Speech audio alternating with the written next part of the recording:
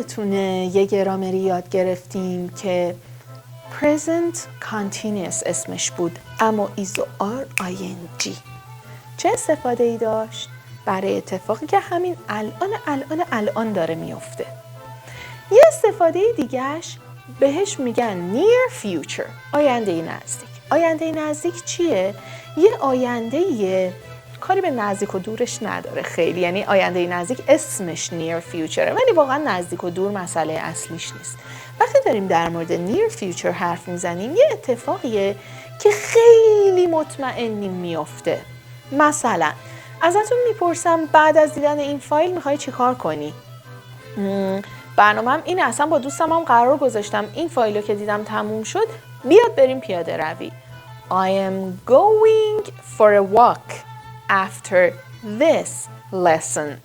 چقدر احتمال داره کنسل کنی؟ بحث چند دقیقه دیگه است.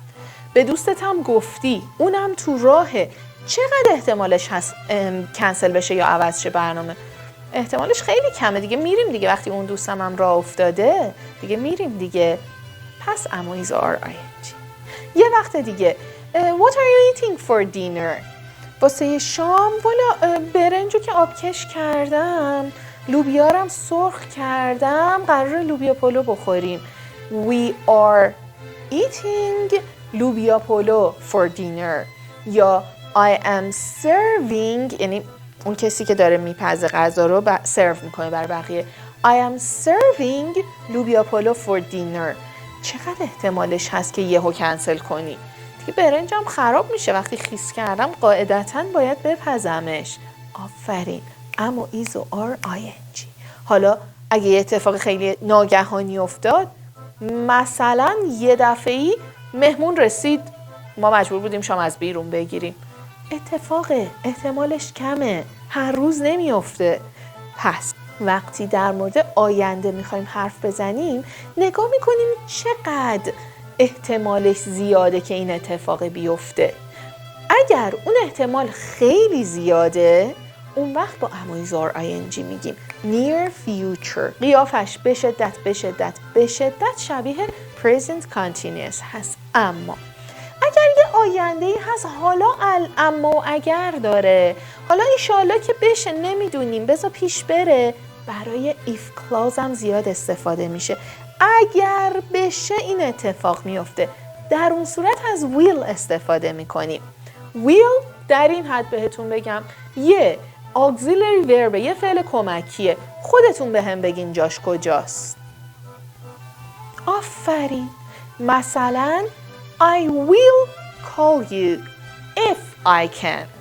بهت زنگ میزنم اگه بتونم، حالا معلوم نیست.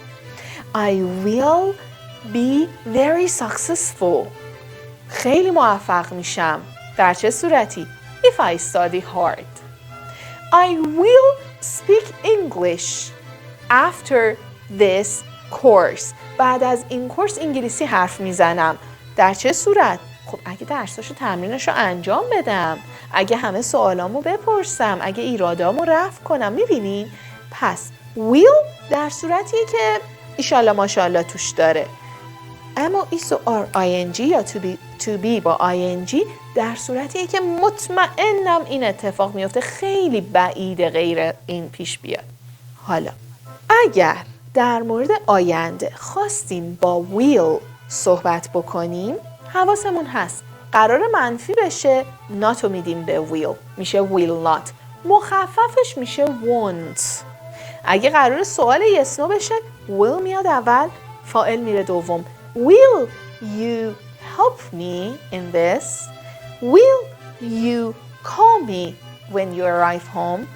Will you marry me? اینو خیلی تو فیلم ها دیدی. Will you marry me? اگه بگه Are you marrying me؟ یعنی قطعا میدونم که این اتفاق میفته. ولی will you marry me؟ حالا اگه تو قبول کنی، اگه خانوادت قبول کنه، اگر فلان.